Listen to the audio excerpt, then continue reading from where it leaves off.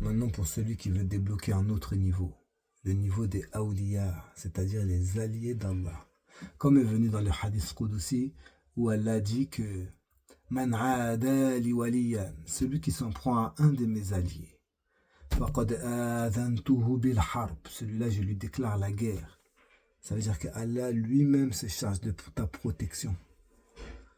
Comment débloquer le niveau des awliya ici?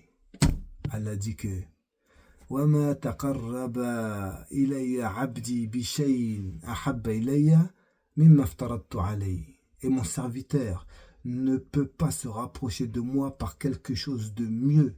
Il ne peut pas se rapprocher de moi par quelque chose de préférable que par les obligations que je lui ai imposées. C'est-à-dire que ce n'est pas la peine d'aller chercher faire des choses extraordinaires. Déjà, commence par t'acquitter de tes obligations. Et tu dois même avoir la crainte de ne pas t'en acquitter. C'est une épreuve, c'est-à-dire que on doit être sur le terrain à courir et être toujours présent en rang à accomplir les obligations. Allah veut voir qui va le faire, nous on va le faire. Et peu importe qu'on comprenne ou qu'on ne comprenne pas le sens caché derrière. Quand tu donnes la zakat, tu affiches ta servitude, mais tu vois bien que ça rend service aux pauvres. Mais même si tu ne vois pas pourquoi, par exemple quand tu jettes les petits cailloux au pèlerinage, là, tu jettes les petits cailloux, ça fait quoi? On ne t'a pas demandé de savoir ce que ça fait, on t'a demandé, tu le fais. Comme Adam dans le paradis, on lui a dit, mange tout ce que tu veux, mais ne t'approche pas de l'arbre que voici. L'islam. Et ensuite quoi?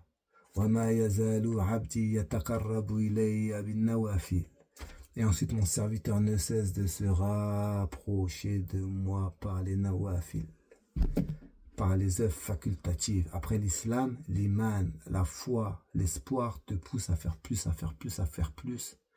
Hatta uhibba. Allah a dit jusqu'à ce que je l'aime.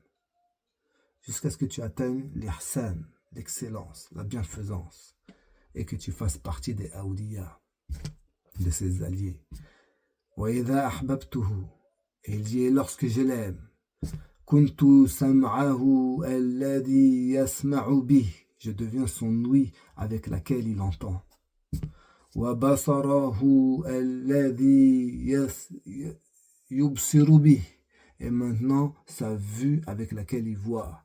Wa yadahu allati yabtishu biha. Et maintenant, il devient ta main avec laquelle tu saisis. Wa rijlahu allati yamshi biha. Et tes pieds avec lesquels tu marches.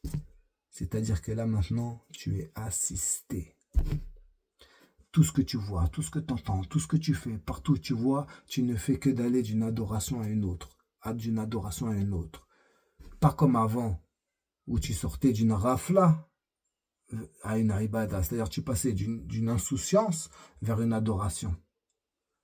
Non, maintenant d'une adoration à une autre, tout le temps l'adoration. Jusqu'à ce que tu rentres dans le verset où il dit وَكَانُوا قَلِيلًا مِنَ اللَّيْلِ يَهْجَعُونَ.